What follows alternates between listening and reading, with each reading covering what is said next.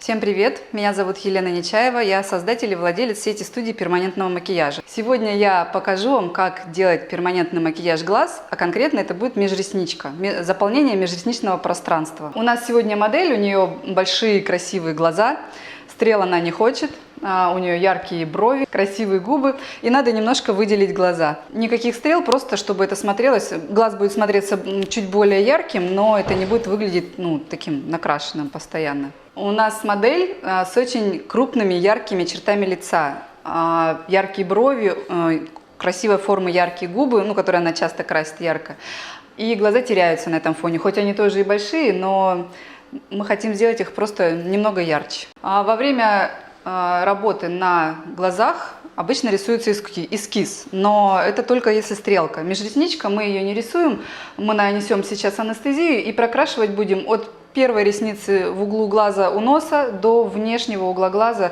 до последней ресницы. И во внешней части просто чуть-чуть шире, чтобы миндалевидности глазам придать. Рисовать тут незачем, потому что вся работа будет проходить вот в пространстве, где эскиз все равно, он просто мешать будет. Тут можно затронуть нижнее веко, работу на нем. Это стрелка, не стрелка, стрелка назвать нельзя. Можно делать от середины глаза и до внешнего кончика. Некрасиво, когда заполняется все полностью, прокрашивается. Обычно это визуально сужает глаз, он становится как бы меньше. Бывают еще веки такие, они вот у Юли вполне можно было бы сделать, если бы она захотела. А бывают веки, у которых вот как бы вот так вот вывернуты слегка, и вот эту внутреннюю часть, не знаю, как она называется, она как хрящ, уже на ней мы не работаем, она вывернута, ее видно. Если подчеркнуть вот нижнюю вот эту кромку межресничного пространства, то это становится прям ярко видно и некрасиво. Поэтому надо обращать внимание. И еще если глаз опущен к низу, бывает такое вот просто форма у глаза, когда он внешний уголок опущен вниз, тоже не стоит подчеркивать нижнее веко, а надо работать на верхнем. Вообще наша всегда задача это придать глазу миндалевидность, вообще в идеале. Бывают глаза сами такие идеальные, бывает мы создаем такую форму с помощью средств наших косметических. Вообще межресничное пространство – это процедура, которая нужна, на мой взгляд, всем тем, кто красится тушью. Даже вот просто тушь без ничего, это уже значит человек недоволен, ему глаз хочется сделать ярче, а можно, в принципе, потом существовать, даже не крася глаза тушью, потому что как раз тушь, она создает такую яркую линию. Получается, что если человек стрелки рисует редко, то нет смысла настаивать или предлагать вот эту вот процедуру, когда вырисовываются стрелы, потому что человеку будет некомфортно жить постоянно накрашенным. Я такая, я не люблю быть сильно накрашенной, и хотя раньше красилась очень сильно. Это было ужасно. Межресничное пространство подходит вообще всем женщинам, которые хоть раз держали в руках тушь. Вот мое мнение. Глаз становится ярче, он не смывается, не течет, вы можете плавать, купаться, с утра вы просыпаетесь, уже глаза есть на месте. У меня такая проблема была, зимой краснеют веки, это было вообще ужасно, до тех пор, пока я их не закрасила. Заполнение межресничного пространства обычно мы делаем черным цветом, он не истинно черный, в нем все равно это смесь 1 к 1 с кирпично-таким коричневым цветом, но выглядит он всегда черным, мешаем с кирпичным для того, чтобы не ушел в синеву. Я противник, на самом деле, того, чтобы межресничку делать коричневым цветом. Я видела несколько раз за свою практику людей, которые приходили спустя год-полтора. Коричневый часто уходит через оранжевый или красный, смотря какие фирмы, какие пигменты. И это выглядело безумно совершенно. Красная межресничка, воспаленные глаза на вид, поэтому мы всегда используем черный цвет на межресничке. Иногда можно графитовый, если это человек, блондинка, допустим, и у нее очень белесые ресницы, и черный для нее будет слишком яркий, можно графитовый такой серый цвет использовать, прикольно смотрится. Сейчас я буду заряжать машинку. Машинка, одноразовая иголка акупунктурная, и носики, все одноразовое. Перед процедурой желательно все показать, сейчас глаза закрыты. У иглы мы отрезаем часть, вот эту рукоятку, не трогая кончик, подгибаем иглу вот таким образом. Она очень тонкая, и в машинку она не встанет, выпадать будет просто такой буквой Z. И вставляем ее в отверстие, не касаясь совершенно кончика. Ну, просто она очень тоненькая, и пальцами сложно ее на место поставить.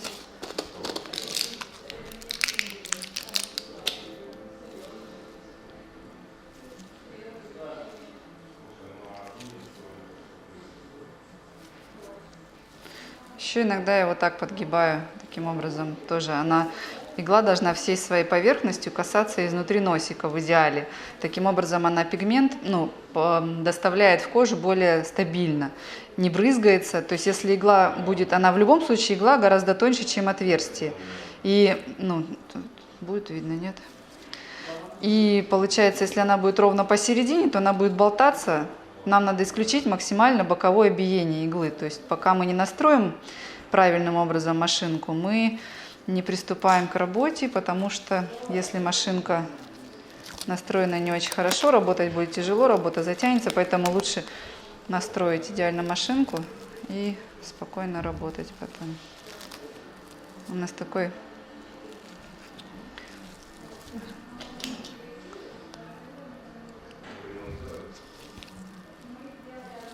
перед тем, как я полностью замотаю барьерную защиту, я проверяю, насколько стабильно работает игла.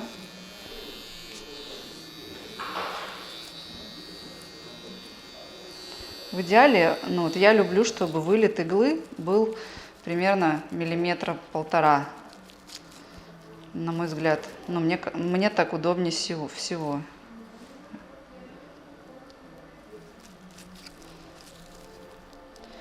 И у иглы должна быть возможность, чтобы ее регулировать вверх-вниз. Просто иногда бывает, что настроил иголку, а регулировать получается только в одну сторону, там, на уменьшение, и тогда она брызгается. То есть надо, чтобы была возможность и вверх, и вниз поднять колпачок. Но это делается при помощи, здесь специальное колечко, и тут даже миллиметр написано. То есть вот сейчас у меня на 1,5 мм вылет иглы. И игла, если это видно, она должна смотреться замершей. Вот так плохо видно.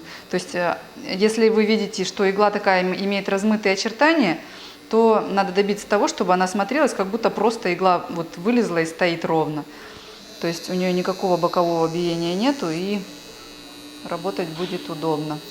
Иногда настройка сбивается и в процессе работы.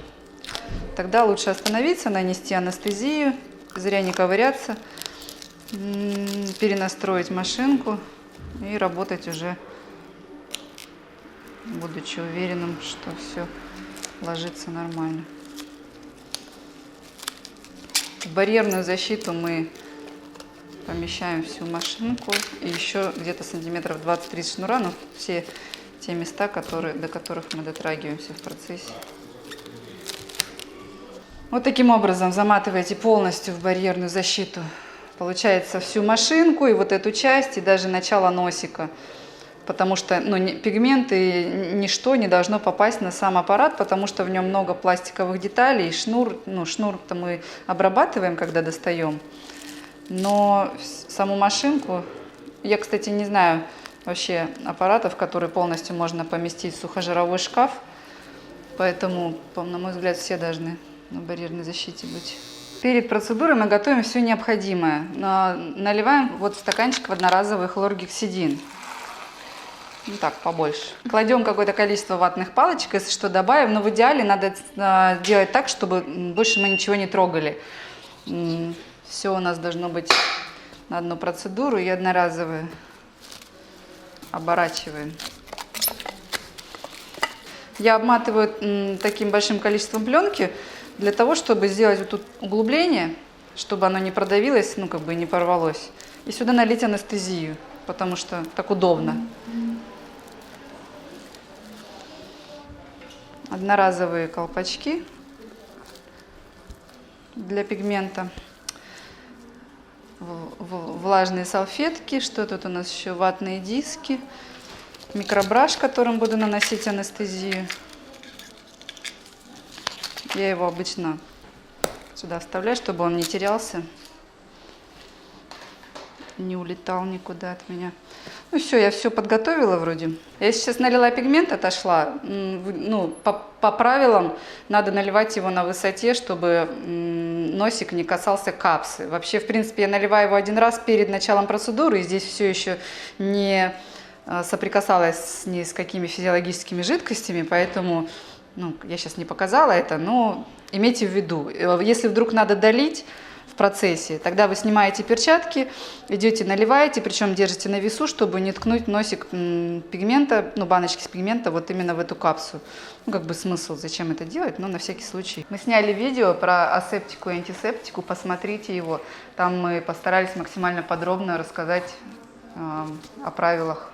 То есть перед началом я проверяю, не капает ли, бывает, что прям сразу повисает капля, и это будет мешать, потому что за ресницы она будет цепляться и пачкать поверхность рабочую. Поэтому надо сделать так, чтобы капля не висела, чтобы рисовала стабильно.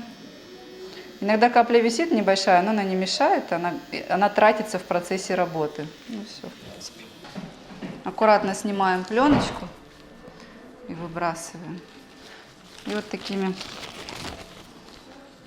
простыми промакивающими движениями, не втирая ничего, просто наша задача, чтобы анестезия вся впиталась в салфетку. Это обычная сухая одноразовая салфетка.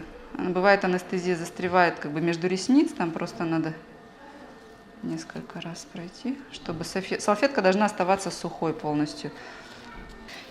Смотрите, вот средний палец ставится на середину глаза, причем он ставится всей поверхностью, он должен как бы лежать на веке для того, чтобы зафиксировать, вот круговая мышца глаза реально очень сильная, и надо максимально обезопасить себя от того, что клиент откроет глаз.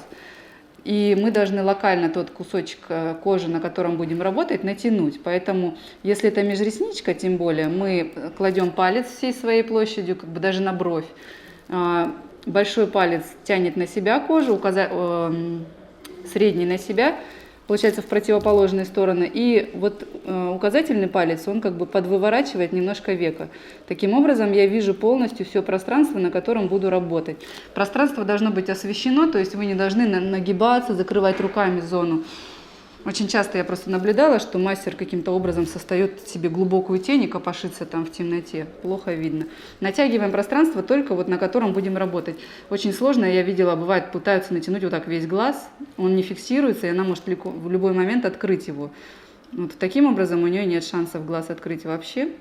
И предупреждаем клиента о каждом своем движении, чтобы не было неожиданности, что иглу воткнули ему в кожу, в глаз. Потом еще должен быть обязательно рефлекс убрать руку от клиента, потому что иногда вздрагивают, иногда пытаются сесть. И я слышала о случаях, когда ставили некрасивые мушки черные на щеках. Вообще мы работаем на минимальном количестве оборотов. Я обычно ориентируюсь по звуку, у меня еще стоит адаптер на нем, я тоже регулирую.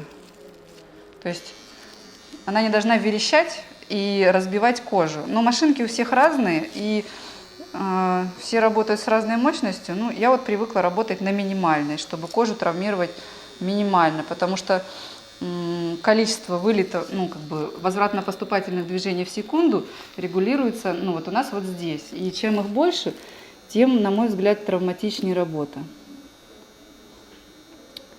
Легкими движениями мы начинаем работать, прокрашивать межресничку. Больно, нет? Щекотно. Обычно, да, все говорят, что похоже на щекотку такую, местами неприятно. Глаз иногда выглядит полуоткрытым, это я его открываю, то есть я себе открываю рабочую зону. И правой рукой рабочей я немножко оттягиваю щеку, чтобы не пачкать нижнее веко. Межресничку мы прокрашиваем, в принципе, любыми движениями, можно вертикальными, можно горизонтальными. Обычно вот такие вот горизонтальные по отношению к веку движения невозможно, если густые ресницы. Начинает все брызгать, очень тяжело получается работать, поэтому можно вот такими вертикальными прокрашивать. Первый проход зависит, нужно постоянно интересоваться, какие ощущения. Кому-то обезболивает намертво вообще, можно прям полностью плотно прокрасить без проблем, а кому-то слегка обезболивает, поэтому первый проход для нанесения делается, в общем-то, анестезии. Запрещено в перманентном макияже, на мой взгляд, это совершенно абсолютно должно быть обязательное правило для всех. Идти вот здесь вот по верхнему краю, начиная от 1/3, где-то 1/3 до носа должна прокрашиваться только внутри, только там, где растут волоски, причем по нижнему краю. Потому что я видела очень много работ, когда идет по верхнему и аж уходит как бы за разрез глаза на вот переносицу. Это просто жуткая жуть. Удалять там лазером никто в своем уме не будет. Самые неприятные обычные ощущения это возле носа. Они похожи на прям такую щекотку. Вообще в идеале реально каждое свое движение нужно озвучивать и в начале работы, перед процедурой, пока вы заряжаете машинку, рассказать все примерно, что ждет, какие ощущения, что может попасть в глаз пигмент и какие ощущения будет испытывать при этом. Похоже на песок иногда бывают такие вот они. Вот сюда обычно я ставлю ватный диск. Если течет слеза, чтобы она не потекла в ухо, это тоже щекотно, начинают пытаться руками брать и мешать. Насчет глубины. Если это стрелка, то мы проверяем особенным образом. Это я покажу на следующем уроке. Каким. Тут вот мы ориентируемся на ощущение вот в пальцах, которые натягивают кожу. Не должно быть совершенно крови. То есть если вдруг у вас там выделяется активно сукровица или, не дай бог, кровь, то значит вы явно работаете на неправильной глубине. Потому что работа очень поверхностная. Вообще, наверное, на видеоуроке очень сложно объяснить, как правильно, какая глубина. То есть, если вдруг пошел сразу отек, то есть вы прикоснулись, и вот он надувается прям сразу века, то есть точно, совершенно точно вы работаете на неправильной глубине, слишком сильно. Это опасно, это чревато тем, что пигмент может попасть в сосуд, и такое клякса получится, которая только лазером убирается. Вообще только мастер лично может поставить пальцы и научить ощущать. То есть я могу рассказать примерные какие ощущения, то есть очень легкая вибрация. Если, допустим, я поставлю вот сюда пальцы, то я уже не буду ощущать вибрацию, работая вот здесь. То есть я ощущаю вибрацию только когда прям практически мои пальцы стоят в том месте, где я работаю. Стираем мы пигмент такими движениями. Вот я вообще не оказываю никакого давления на веко, когда прокручиваю палочку. Я ее прокручиваю и таким образом размачиваю пигмент, который там между ресниц где-то попал, и потом обратной стороной я его как бы просто собираю. Я ничего не тру, потому что иногда отек на веке случается в процессе даже не от того, что машинкой там работал в межресничке, а от того, что просто кожа такая нежная, что она от трения постоянного отекает. И вот сейчас я собрала основную часть пигмента, и влажной салфеткой я просто очищу кожу, потому что я должна видеть, как он ложится, пигмент, ложится ли он вообще. То есть не нужно работать в холостую. Если вы пройдете раз, второй, 10, а пигмент не остается, кожу вы травмируете, но пигмент потом не ляжет уже вообще 100%. Потом я, допустим, люблю работать на сухой коже.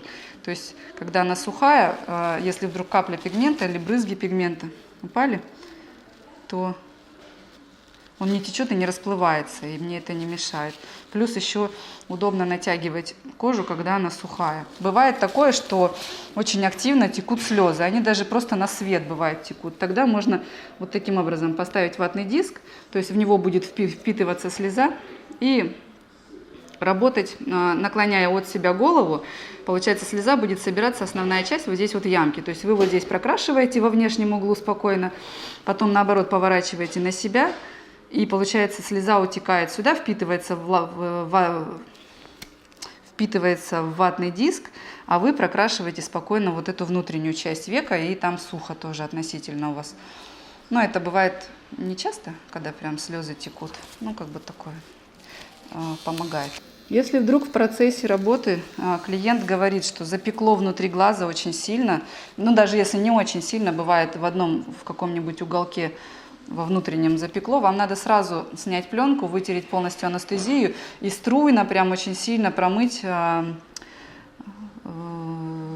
систейном. Мы промываем конкретно систейном, ну, любыми каплями для глаз, для того, чтобы вот эти все ощущения прошли. Вообще, ну, попасть, в принципе, может и попадает довольно часто анестезия в глаз, и ничего страшного нету в этом, в принципе, потому что ингредиенты мы носили анестезию, вот конкретно основная наша анестезия, она очень жидкая, это лидокаин. Вот. Ей делают, в принципе, в офтальмологии, обезболивают глаз. Есть даже капли лидокаин для манипуляций на глазу. Поэтому она никакого вреда не приносит, но иногда, вот крайне редко, бывает так, что просто у человека аллергия. А аллергия – это штука… Ну, обычно истинные аллергики, они знают, на что у них аллергия, и всегда предупреждают сами. Но вполне может случиться такое, что человек просто не знал. И если вдруг зрачок, допустим, расширился сильно, или если печет внутри глаза, ощущение стекла битого, ну вот как при конъюнктивите, вообще любые дискомфорты, они прям такие сильные ощущения, то надо сразу промывать, прекращать процедуру и отправлять человека к врачу, чтобы не было у вас проблем и у него тоже. Движение у меня то горизонтальный, то вертикальный, то есть где мне удобно, в принципе, вот здесь мне удобно, и ресниц здесь мало обычно. И здесь вот такое движение горизонтальное, потому что на сужение идет вот эта полоса, которую мы прокрашиваем, межресничное пространство. И в середине глаза в 2-3 ряда растут реснички, а во внутреннем углу они уже в 1 ряд растут часто, тоненькое место. Терпимо, Юль? Угу. Во внешней части, вот примерно от середины, можно такие движения наискосок делать, чтобы у межреснички, ну вот у этой полосы, которую мы прокрашиваем, не было четких границ, чтобы она с внешней части заканчивалась так воздушно и на расширение шла. Потому что, чтобы не создать круглый глазик, до самой последней ресницы. И потом мы когда сотрем, ну вот сейчас тут у нас уже слезы текут, значит, уже ощущается, да? Угу, да, вот ощущение покалывания, а до этого было щекотно, не больно. Ну, мы постоянно интересуемся ощущениями. Как только начинается ощущение, вот как говорит Юля, покалывания или там какого-то, ну, когда анестезия, да, начинает сходить, лучше прекратить, все протереть, нанести основную анестезию и уйти на другой глаз. В это время здесь и кожа отдохнет. Ну и когда человеку больно либо неприятно, он начинает дрожать веком и мешать работе, а нам это не надо, поэтому мы все вытираем чисто насухо и уходим на другой глаз. Влажные диски иногда бывает подсыхают, и надо менять его, либо мочить, либо, ну, кто там пользуется ватными дисками, а это салфетка влажная. Когда сухой трешь по веку, это очень неприятно. Я знаю мужчин, татуировщиков, не татуировщиков, перманентщиков, которые себе никогда не делали эту процедуру, и они очень жестоко трут глаза. У них очень красивые работы, но, на мой взгляд, если сам на себе не попробовал эту процедуру, я начала становиться такой прям супер аккуратной после того, как себе сделала. До этого тоже была такая. Ну, тут уже видно, прокрасилась частично. Значит, нанесу анестезию и уйду на другой глаз, пока... Пигмент обычно пигмент, если попадает в глаз, никто этого обычно не ощущает. Его довольно много там. Самое главное, чтобы не было в глазу линзы. Между ней и роговицей может попасть этот самый пигмент, он же все-таки из каких-то частичек состоит, и может повредить роговицу. Поэтому очень важно перед процедурой убедиться, что линза убрана в контейнер, и всем хорошо. Осушаем полностью, чтобы веко было сухое, так как анестезия наша основная, она жидкая, как водичка. Микробраш, вот, это стоматологический инструмент, и у него такая щеточка на конце, она впитывает некоторое количество, ну, им вот лучше всего локально наносить. Я выворачиваю немножко веко, и прям вот где работала, на эту линию наношу анестезию. Я не капаю в веко. Ее тут очень мало, поэтому у меня нет как бы шанса залить прям туда сильно вовнутрь глаза. Щипет сейчас поврежденная кожа, тоже надо было предупредить, прости, я тебя не предупредила. Она печет. На самом веке можно немножко помахать, чтобы вот это ощущение длится секунд 10. О нем лучше предупредить. Когда кожа повреждена и наносится анестезия основная, такое ощущение печет, да, не щипет, а печет. Оно длится секунд 10, проходит потом, и все уже, потом ничего не ощущается. Все лучше уже? Да. Машу тут тебе. Все, снимаем пленку со второго глаза. Все это время анестезия там продолжала работать. И все те же самые движения промакиваем аккуратно, чтобы анестезия вся впиталась и не попала в глаз. Если вдруг очень сильно дрожит глаз или сильно течет слеза, бывает такое, что прям невозможно работать. Есть капли алкаин, называются, они применяются в офтальмологии для того, чтобы делать маленькие операции на глазах, там стружку, бывает попадает в глаз, такие микрооперации. Во время обследования в клиниках они также применяются, эти капли. Они обезболивают полностью все внутри и немножко слизистую. И глаз перестает реагировать на все эти движения, и проще работать становится.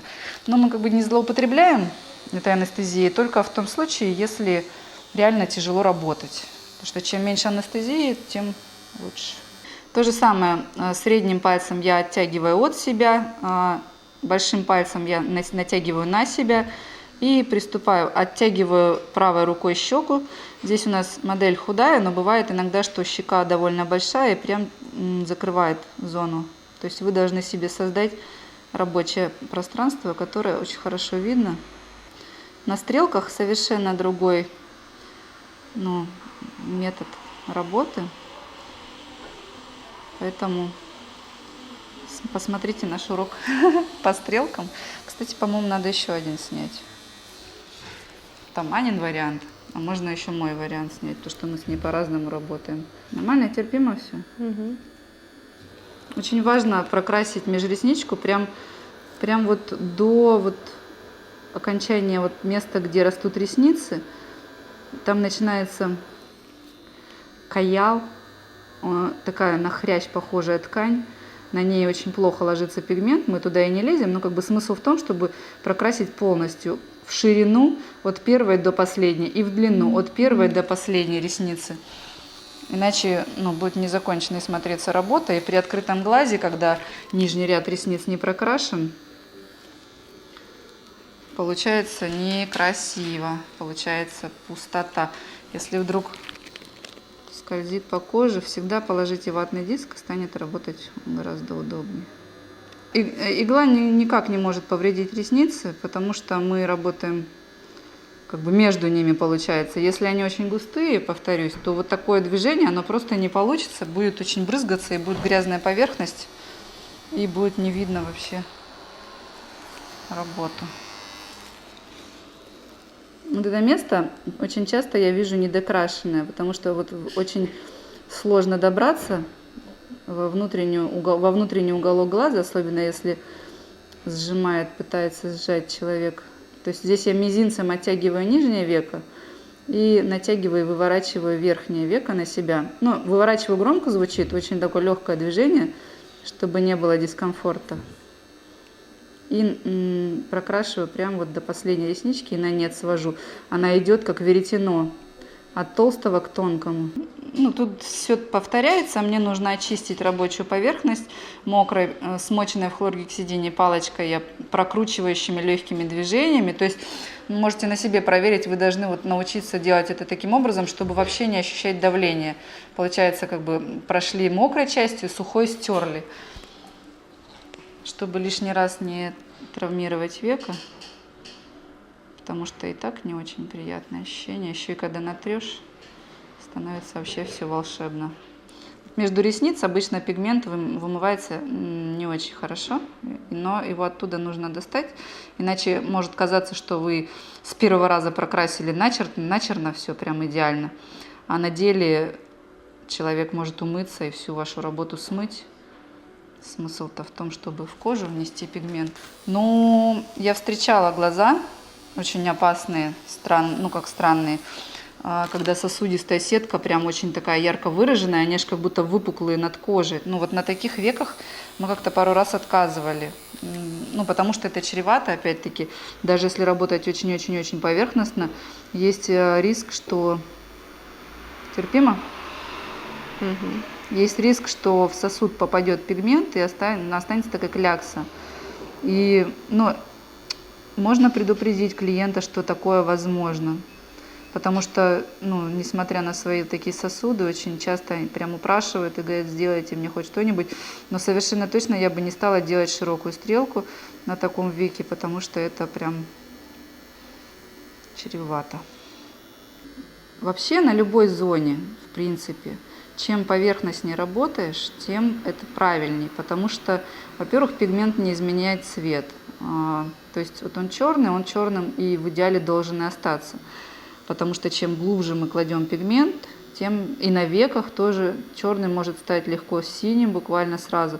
Но иногда, редко, это случается из-за того, что просто кожа вот так вот изменяет, и он выглядит синим, хотя работали на правильной глубине, все соблюдали правила. Вот. Очень грубая работа, она чревата, опять-таки, вот этими потеками, отеками сильными очень на веках. Хоть это и проходящее явление, но тем не менее отека, в принципе, либо он должен быть очень такой небольшой и равномерный по всей поверхности века, либо его вообще в принципе не должно быть отека. И что еще? Еще можно создать рубец. У меня такое ощущение, что вот конкретно у меня, что у меня на веке рубец, потому что на моих бровях и глазах работала куча мастеров всяких разных.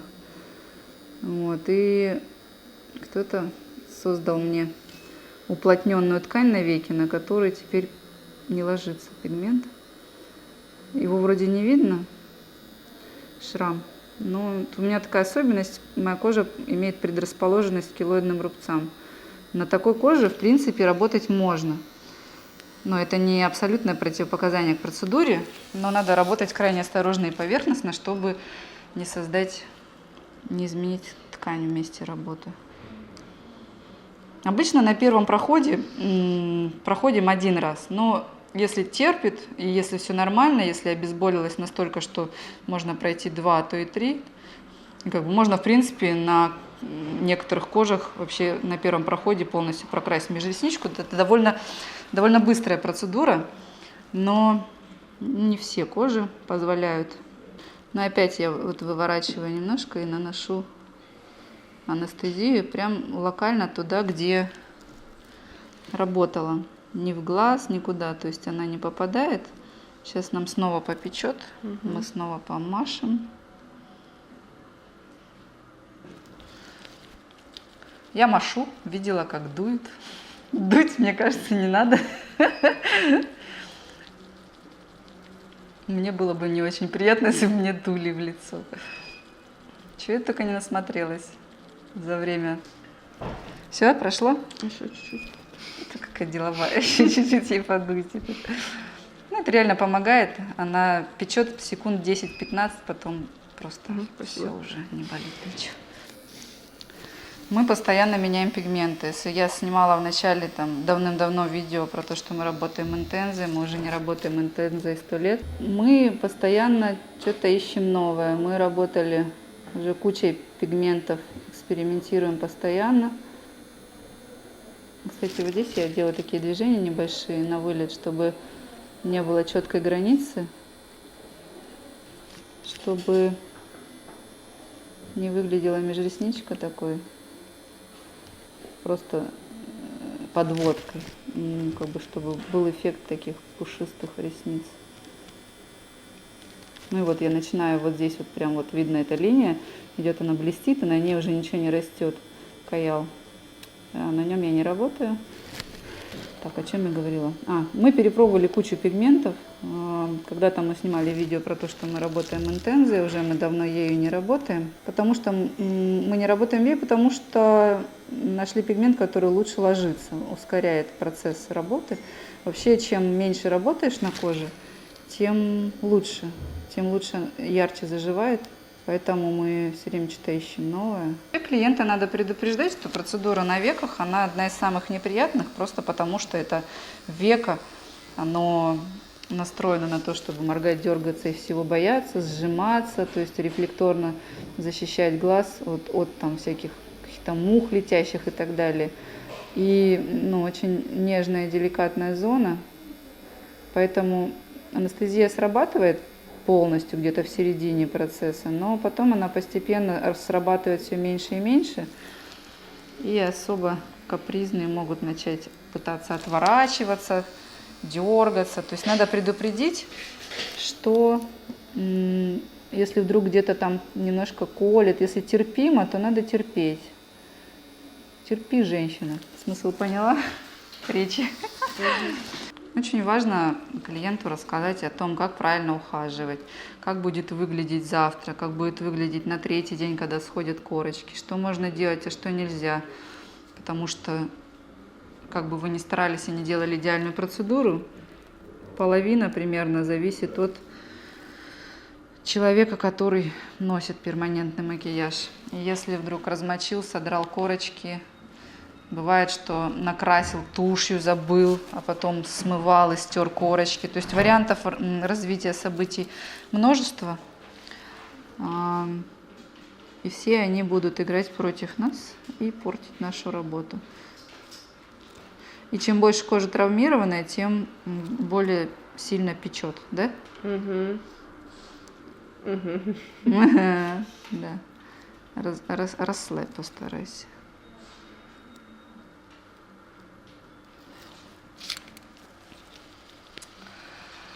На веках практически всегда случается небольшой отек. Бывает, он искажает работу. Особенно если это стрелка, очень важно зафиксировать эскиз и за него уже не выходить, стараться. Часто кажется в процессе работы, что на одном веке чуть шире, на другом чуть тоньше стрелка, и хочется исправить, но ни в коем случае нельзя по толщине, по длине исправлять, потому что когда заживет, будет совсем другая картина. Даже не то, что когда заживет, а когда спадет отек. Я такую ошибку совершала тоже в самом начале. Мы расширяли, исправляли, поправляли, делали чуть шире. В итоге сделали какие-то жуткие колбасы. Это мой скелет в шкафу. Я помню ее даже лицо, но не помню фамилию. И, неправильно. Меня никто не научил, а я сама что-то не сообразила. Там еще бывают очень капризные клиенты, которые говорят, нет, вот здесь потолще, еще подлиннее. На отек мастер слушается клиента, исправляет. Не делайте этого. Если случился отек, оставьте все до следующей процедуры, потому что на веках удалять сложнее. Проще дорисовать. Когда стерли анестезию, можно все, закрывай. Можно попросить, я вот держу глаз, который под анестезией, чтобы она не открывала, чтобы посмотреть, насколько правильно к носу прокрашено.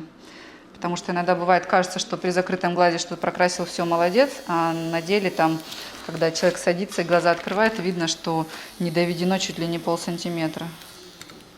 Я помещаю иглу в кожу и не машу ей в воздухе, не делаю никаких лишних движений, то есть игла находится в коже постоянно, просто я туда-сюда ей двигаю, вот во всю толщину места, где пространство, которое я должна прокрасить. Допустим, на тенях, там вообще другая техника на веках.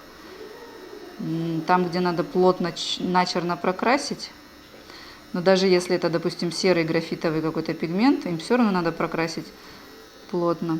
Поэтому игла находится в коже постоянно. Совершать лишние движения, чтобы зря не травмировать кожу. Такие небольшие вертикальные движения, чуть наискосок от носа, они не создадут четкой границы внешней. Но главное, чтобы они были все равномерные, чтобы вот это пространство прокрашенное не выглядело таким заборчиком неровным. Я боюсь стереть твои божественные губы. Мне кажется, я их уже стерла местами. Ничего? Что у меня рука тут касается их? Божественные губы. Да. Сегодня мне комплиментов сделала. Худая модель божественные губы.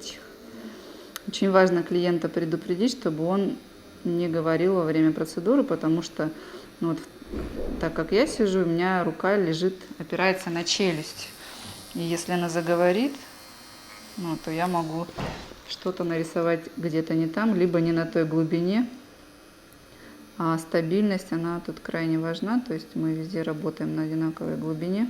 Так или иначе, отек будет получаться практически всегда на веках. Просто иногда он бывает настолько небольшой и равномерный, что смотрится веко вообще не отекшим, не опухшим.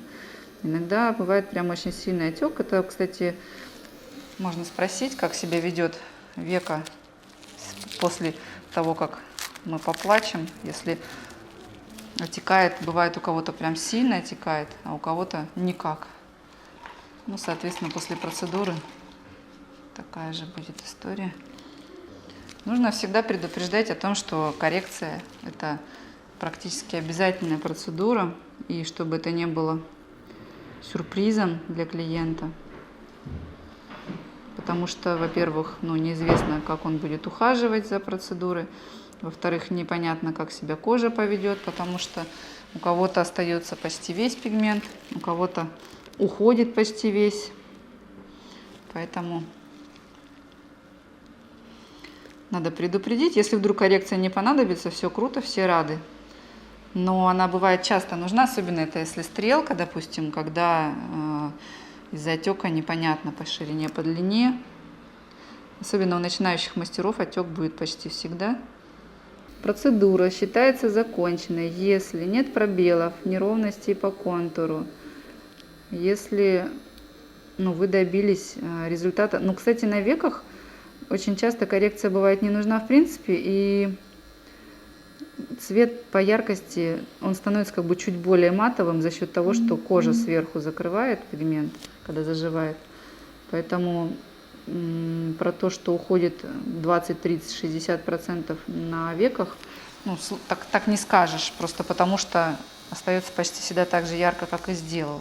Должно быть все равномерно, едино прокрашено, без линия должна быть такая правильная при открытом глазе. То есть, когда мы полностью промываем глаза, садимся, смотрим, они должны начинаться и заканчиваться в одном и том же месте и слева, и справа. Вот для опытных мастеров межресничка это вот такая уже ерунда, вообще быстрая очень процедура.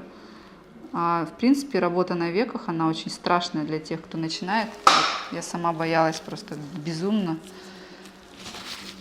Иногда межресничка, она бывает очень толстая сама по себе. Там несколько рядов ресниц прям. В нашем случае она не толстая. Ложится, я бы не сказала, что сильно хорошо. Бывает вообще как бы с одного прохода становится настолько яркое все, что можно заканчивать. То есть процедура может длиться от 20 минут до часа там, с небольшим, но в идеале чем меньше работаешь, тем лучше заживает. Но если мы садимся и смотрим, допустим, и видно, что отека нету вообще, и видно, что в одном там месте недоработано, где-то короче, где-то толще, то тогда можно теоретически доработать. Но если есть отек, более того, если он неравномерный, то тогда ни в коем случае нельзя делать шире, длиннее, ничего нельзя исправлять. Нужно прокрасить там, где очевидно, там межреснички можно сделать ярче, потому что бывает, что сел, протер, и видно, что яркости там в каком-то месте меньше, чем надо было. Но по ширине и по длине, то есть исправлять нельзя совершенно. В том случае, если у человека дергается веко, прям дрожит и сжимает, бывает очень сильно сжимает, настолько, что приходится прям раздирать пасть льву, то надо просить не то, что контролировать веко, а расслабить его максимально, чтобы вы могли уже правильно натянуть и сделать все, что вам нужно. Потому что борьба вот эта с глазом, она очень... От нее устаешь просто, потому что ты не можешь травмировать, страшно повредить.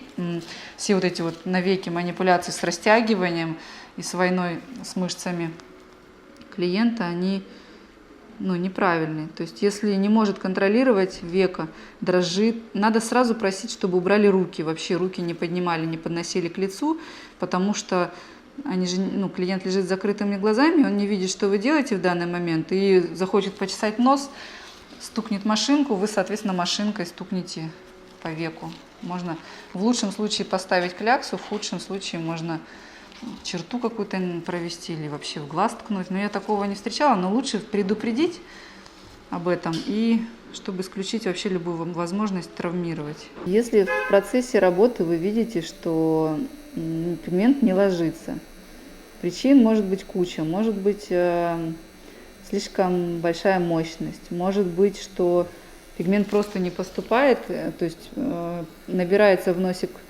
пигмент, но он не выходит с возвратно-поступательным вот этим движением иглы и в кожу не попадает. То есть кожа травмируется, отек начинается, а работы не видно. То есть надо что-то изменить, остановить. Можно глубину изменить, то есть силу нажима. Если вы чувствуете, что слишком поверхностно работаете, ну, либо наоборот, если вы увидели, что большой отек сразу идет, то тогда лучше силу нажима уменьшить. Если вы видите, что пигмент не ложится, проверьте настройку машинки, проверьте, с какой скоростью она работает. Проверьте вылет иглы, посмотрите, потому что пигмент может просто не поступать. Не работайте в холостую навеки, лучше перепроверьте настройки, либо измените что-то в тактике вашей. То есть это может быть нажим, скорость движения, потому что в каждой коже, сейчас я помашу, в каждой коже скорость, она разная. Я имею в виду, когда вы именно вот так вот вводите туда-сюда, где-то надо вести прямо довольно медленно, чтобы пигмент оставался в коже. Где-то можно работать быстро. Но это ощущение кожи, оно придет только с большим количеством процедур. Скорее всего, первые пару десятков вы будете работать наугад, не понимать, почему не ложится. Все? Угу. Неженка какая-то попалась. Вообще, проще всего делать брови, безусловно, особенно растушевку. То есть, если у вас есть возможность поработать сначала на бровях, сделать пару десятков процедур, а потом сходить вниз на веки и на губы, соответственно. То есть после того, как вы научитесь чувствовать кожу, все равно она более-менее похожа. На веках, конечно, она нежнее, чем на лбу, а на губах она вообще совсем другая, но вы перестанете бояться совершать неправильные движения, почувствуйте кожу и, если есть, опять-таки, повторюсь, такая возможность, сделайте несколько десятков процедур на бровях, а потом переходите на веки, чтобы не было потом мучительно больно вам и клиентам. И тут в самом конце я делаю все равно маленький такой кончик, потому что она не может заканчиваться вот таким обрубком. Если не работает, когда вот так машешь, то я чуть-чуть замедляюсь и вожу чуть более медленно. Если все-таки не ложится, даже реально у очень опытных мастеров, я уверена, бывают такие случаи, когда пигмент ложится плохо. Причин может быть куча, от состояния организма в данный момент до настроения мастера, настроек машинки, пигмента, до чего угодно. Луна не в зените. То лучше, чем работать 2 часа на коже, 2-3, потому что я знаю таких мастеров, которые возятся в коже очень долго. Даже если пигмент вроде как ляжет, то, скорее всего, во время заживления кожа его вытолкнет просто во время регенерации процесса. Поэтому чем меньше вы работаете в коже, чем меньше копошитесь, тем это лучше для качества сохранности пигмента. И вроде как, конечно же, не стоит отпускать клиента с наполовину сделанной работой, но надо постараться. Самое главное, не работать в холостую. Вот что я замечаю, очень часто начинающие мастера, я их обучила очень много, они оттягивают момент самого поступания, иглу в кожу воткнуть, они трут, мажут, что-то машут настолько поверхностно, что кожа травмируется, а пигмент в коже не остается. Эти ошибки новичков, они боятся, у них страх. Они неправильно и очень долго кожу натягивают, чтобы работать. И в итоге процедура очень сильно затягивается. У нас сегодня тоже она длинная, потому что мне надо много говорить, а я отвлекаюсь. Если пошел отек, если клиенту больно, потому что анестезия, она чем дальше, тем меньше срабатывает, то лучше прекратите процедуру и сделайте ее на коррекции, доведите ее до ума и до совершенства. Такие прокручивающие движения, сейчас должно быть хорошо видно, да? Обязательно рассказывайте клиенту, сколько осталось до конца процедуры, что вы сейчас, какое действие совершите, зачем вы его совершите. Потому что человек лежит с закрытыми глазами, и ему любопытно, ему страшно, он устал, просто спина болит, там дела какие-то. Можно рассказывать, сколько времени прошло, чтобы он знал, сколько ему еще лежать на столе. Надо стараться вытащить пигмент. Вот он лежит там, кажется, что все черное, стираешь, а оказывается, что там его местами нет. И потом прорабатывать локально в тех местах, где его нет, не копошится. Вот это место вот, у носа, его надо делать все тоньше, вот от середины оно становится все тоньше и сходит на нет и по насыщенности, и по толщине. Я видела такие толстые черные стрелки, которые резко вот здесь заканчиваются, и начинается пустота. Это некрасиво, так не делайте. Иногда так просто получается, потому что там процедура закончилась, стало больно, там еще что-нибудь. Но в идеале надо прокрашивать по правилам. А максимальная глубина погружения иглы у каждой кожи, по ощущениям, даже визуально часто я контролирую погружение иглы в кожу, она разная. Вообще, на самом деле, это доли миллиметра. В любом случае, это ни в коем случае не больше миллиметра. Есть кожа разная по ощущениям даже. Вот просто возрастная кожа, очень сухая, такая тонкая, как пергамент. На ней надо вообще работать крайне поверхностно. Она часто дает в сосуды вот эти потеки. То есть я прям таких боюсь. Но в то же самое время на них остается почти любое движение, и процедура очень быстрая на самом деле получается. И молодая, жирная кожа, плотная, азиатская кожа. Вот у азиатов, у них она реально такое ощущение, что толще, хотя наверняка строение одинаковое, но немножко отличается все равно прям по ощущениям. На азиатской коже, вот я работала на кореянках, на казашках, на девушках, у них очень круто ложится пигмент. У европейцев, у нас, я не знаю, мы тоже какие-то азиаты же, да, считаемся? Кто? Мы. Я не азиат. Ты не азиат? Чем моложе кожа, жирнее, тем все зоны сложнее ложатся. Так скажем. Но ошибки не прощает практически возрастная сухая кожа. То есть на них надо работать крайне аккуратно и поверхностно. Потому что любое движение остается в коже. Вот лежа не всегда понятно бывает, что вот закончил ты там или нет. Сидя на глаза сейчас откроет, я сейчас все протру, и мне будет понятно, надо ли довести во внешних уголках и внутренних. Лежа непонятно. Либо можно протереть от анестезии хорошенько глаза и попросить открыть, в принципе, и лежа. Но главное, чтобы они открытые были, потому что закрытыми сложно оценить. Вот эти места сейчас во внутреннем уголке глаза, они заканчиваются в одном и том же месте, но теоретически не, вот здесь я еще чуть-чуть сейчас доработаю. Вот видно, посмотри сюда наверх. Видно, что вот здесь вот немножко пара ресниц в конце недопрокрашена. Вот здесь идет линия ближе к носу. Видно, да? Да, вот здесь вот видно. То есть вот эти вот места, они бросаются в глаза обычно, и надо за ними тщательно следить, чтобы прокрашено было одинаково с обеих сторон. В конце процедуры на веки надо нанести гидрокортизон. Мы такой уход советуем. Нанести гидрокортизоновую мазь. Она хранится в холодильнике. Это специальная глазная мазь. Ватная палочка. Одной стороной немножко берете, и другой стороной берете немножко. Закрываете, убираете все. Всегда одноразовая. И наносится гидрокортизон. Прикрой чуть-чуть вниз, смотри. Вот чтобы, кстати, ты сама понимала, так, подглядывая, тебе это надо будет делать таким небольшим движением, вот так поверху. Все, зеркало убирает, ты там в камеру. Поняла смысл? И переворачиваете на другое веко, наносите точно так же. Такой намек на увлажнение. Не должно быть на ресницах мази, не должно быть в глазу мази. То есть будет стягивать веко на следующий день и все дни, пока заживает.